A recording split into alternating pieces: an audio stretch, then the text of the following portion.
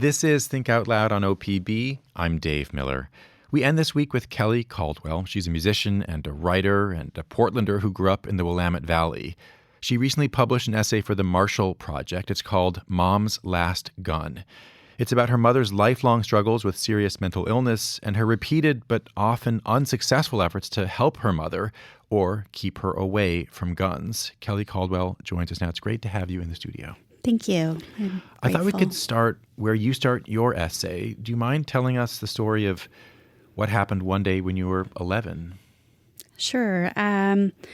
Well, I stayed home to watch my mom one day, stayed home from school when I was in sixth grade because she was in a psychotic episode. And this was not the first time I had experienced that often, throughout her life and my life with her, a single mother. And she was talking to the cupboards and going outside and listening for signals from God and things like that. Very entrenched in a psychotic episode. And then at one moment, she came downstairs and she was holding a gun, basically kind of as if it was a ceremonial piece or something presented to me. And she said we needed to go. Men were coming to rape me and chop me up. I'm sorry, that's a graphic thing to say, but that's the reality of what was going on in her mind and the level of fear that would bring her to that place. So she felt the merciful choice was to kill us herself. And I didn't know that this gun was in our house, but that was my first introduction to it. Very shortly after that, I basically said, okay, let's think about this for a second, Mom. And she put the gun down on the table. She said, you're probably right. And then my aunt burst in the back door and told me to walk to the police station. I did that. And then my aunt said later she threw the gun in the Willamette River. And my mom went to the mental hospital for a couple of months after that. That's just one terrifying story of one crisis moment. You have a lot of similar ones? Yeah. Before we talk more about the efforts that you've gone through for decades to help your mother, I'm curious if you could just give us a fuller sense for who she is in addition to somebody who deals with mental illness. I mean, a sense of her talents and her spirit. Yeah, thank you. That's really important in this conversation. My mother is someone who has gone through extreme challenges that most people don't understand. She has 3 co-occurring mental illnesses and is very much on the extreme end of people suffering. And we can talk more about what her symptoms are, but she was a single mother who was a really hard worker, never stopped being an extremely hard worker, extremely talented and smarter than anyone I know. She was an incredibly talented wearable artist. She had a show actually with the Oregon School of Arts and Crafts one year where 6 of her pieces were the finale of the show, and has had socialites and celebrities buy her work over the years. Bob Dylan's drummer, for example, has one of her vests, or did. And her work was just beyond most anything people have seen, or anything on the red carpet.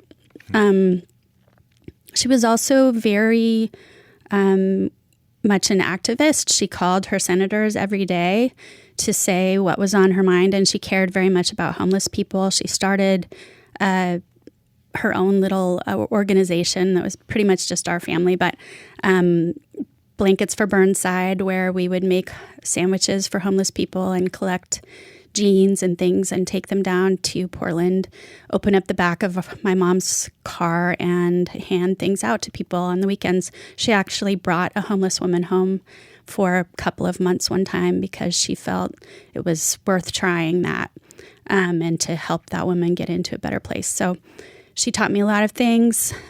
She was also extremely difficult for our family because of all of her illnesses. But the full picture of who she was is part of the reason that I need to tell this story and be fair to people like her. You eventually moved to the East Coast, partly your right to distance yourself from your mother. But then in 2020, you wrote you had to come back. What was happening in 2020? Actually, I was on the East Coast back in 2000, and I came back shortly after that. So I had been back in this area since the early 2000s.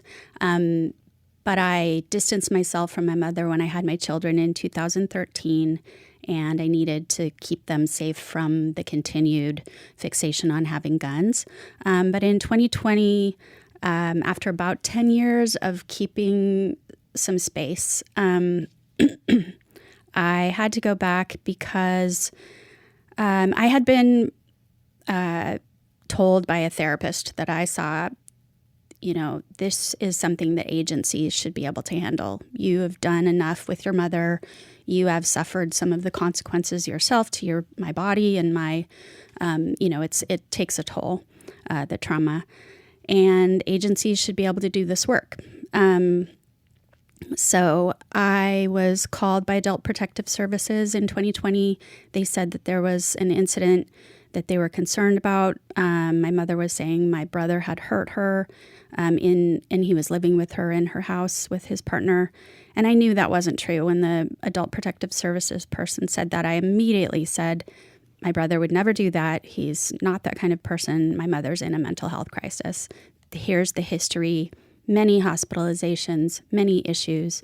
And I came to find out then that she was in the wind, as often was the case. She was out in her car, and we needed to find her and get her into some help. So I finally decided, after talking to adult behavioral health in her county, Yamhill County, and not getting very far, as well as talking to the police in our hometown, Newburgh, who had been very, very much involved over the years and good allies, that I needed to come back. The system wasn't finding her or maintaining to get her help that she needed. What kinds of roadblocks did you run into in as her daughter and telling people this history, still trying to get her help? It's pretty constant, the roadblocks. So I could talk about that all day and probably all week. One of the primary roadblocks is privacy, which is understandable, and it's very complicated. I understand that. But basically what you run into is if your loved one is not in immediate crisis or imminently about to commit suicide or imminently holding the gun pointed at someone or, has committed a crime, which we were working hard to keep her from doing. If that is not urgent and someone's not right about to die right that second, they can't confirm or deny whether or not they are helping or involved or they know who your loved one is. And that was the case with my mom. So when I was driving around looking for her and the police were driving around looking for her, adult behavioral health was not able to tell any of us that my mom was already in a hospital in McMinnville for a short stay. Always too short stays in the last 40 years, basically, for someone like her. And at many steps along the way, I basically called agencies, hospitals, in desperation to say, I understand you cannot tell me about my mother, but please let me tell you about her history. Do you know about the guns? And there were other, things to be concerned about. She had some knives, I know, that were in the hospital. So things like that, just some of the roadblocks. Oregon is one of about half the states in the country that has passed so-called extreme risk protection laws or red flag laws. The basic idea being that if someone is a danger to themselves or others, then their firearms can be taken away. What happened when you tried to use that law? Yeah, it was 2020 and the law was new in 2018. So I want to acknowledge that, first of all, that it was new and that it was in the pandemic. We were in the pandemic and everything was difficult for everyone. But what happened was I was that was suggested to me by the police that I try that. It was never mentioned to me by any of the other agencies, and I think that's maybe something that should change as part of their protocol. I had never heard of it, and was advised by the police to get an attorney by the state referral line who could help us get an ERPO, they call it. When I talked to that person, he basically said, or the attorney, eventually, he basically said, I don't really know that much about working with that, but I would recommend doing an involuntary commitment for your mother. That's a quicker way to get her help, and you can deal with the gun later, basically. And in the middle of crisis, I think a lot of people whose family members are, experiencing this sort of severe crisis, mental health crisis, there's so many things that you're working to try to deal with that, as silly as it may sound, the gun was just like, okay, we'll just move on. There are so many other things we needed to accomplish, including finding my mom.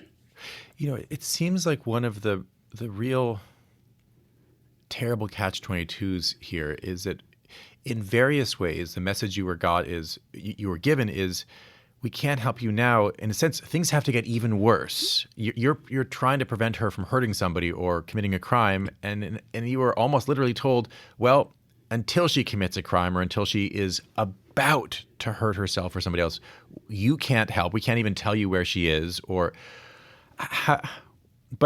on the other hand, these laws, they're there for a reason. Privacy is important in a lot of cases, and so you can understand the reasons for any of these laws. And in a country with a Second Amendment, there's very strong beliefs about not infringing on that constitutional right. Mm-hmm. I'm curious how you think about changing the laws in ways that would balance these different needs.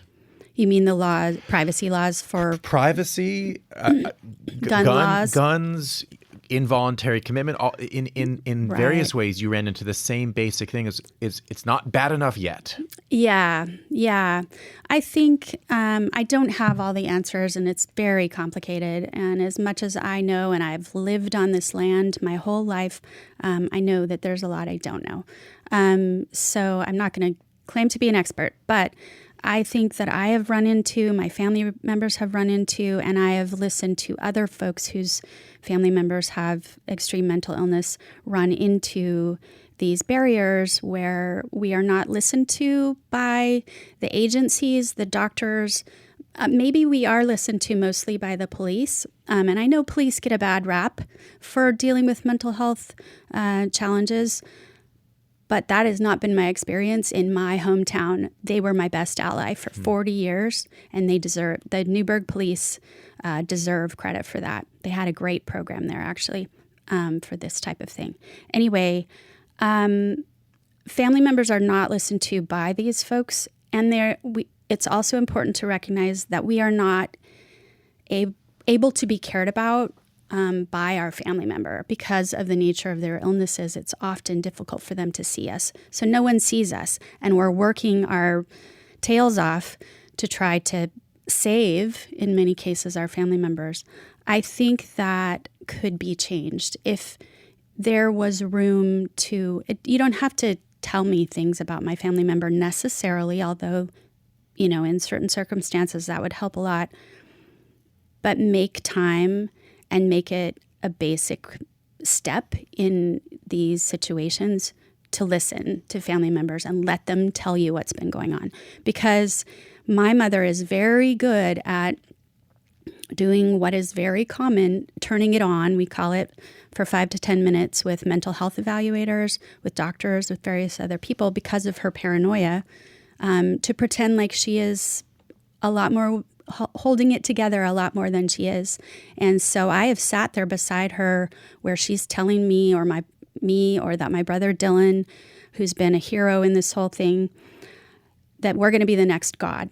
And then the next 5 minutes, the doctor comes in, she turns it on. The doctor doesn't give enough time and patience to actually push through. And we leave there without getting any help. And we see that in so many steps along the way. just briefly, Yeah. You mentioned near the end that your mom is now getting care in a care facility. Did you have any misgivings about publishing this essay? You have about 45 seconds to answer that. Apologies. Yes, that's okay. I have tremendous respect for people going through mental health challenges and severe mental illness. I want to be sure to say that my mom is on the very extreme end, and these are spectrum illnesses. Most people are not dangerous and are not on the level of the things that are in this essay about her. So, yes, I had misgivings because I don't want to contribute to misunderstanding or stigmatization, but we also need to be able to talk about the whole story and the truth of what it's like to try to help loved ones. Kelli, thanks very much. Thank you so much. Kelli Caldwell is a musician and a writer. You can find her new essay in the Marshall Project. Coming up on Monday, the co-director of the state's only Alzheimer's disease research center is a professor of neurology at OHSU. He says early detection recommendations have changed in recent years, along with the availability of a promising new drug that can be a game changer for some patients.